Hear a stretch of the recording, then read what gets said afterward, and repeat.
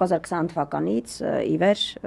տենց մի խոստում ունեցա, իրականում այն որ ասում գլխիցս մեծ թռա այդ խոստումը տալուց, որովհետև չէի պատկերացնում էլի նախ որ երեխեքի քանակն այդքան շատ լինելու, հետո չէի պատկերացնում որ 22-ի դեպքերով, 23-ի դեպքերով, ջերմուկյան մարտերով եւ այլն այդ թիվը երեխեքի շատանալու է եւ այսօր ես ունեմ գրանցված ինձ մոտ արդեն 1500-ից ավել երեխա,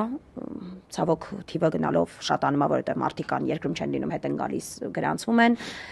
ու 1500-ից ավել զոհված հերոսի երեխեքի միջոցառում են կանում։ Ամեն տարի անում եմ այդ միջոցառումը, որտեղ խոսք եմ տվել այդ երեխեքին, որ իրենց այսպես ասած սիմվոլիկ հայրերի փոխարեն ամանորյա նվերը կանենք մենք հայերով։ Ու հենց այդպես էլ անում ենք։ Ամեն տարի անում ենք նվերներ, երեխեքին միջոցառում ենք հրաշալի անում ու այդպես նվերները նվիրում։ Ովքեր են օգնում անայս։ Հայերը։ Այսինքն տարբեր մարդիկ իրենց ես գումար չեմ հավաքում, իմ համար դա տենց տաբու թեմա է գումար հավաքելը, հավաքում եմ նվերներ,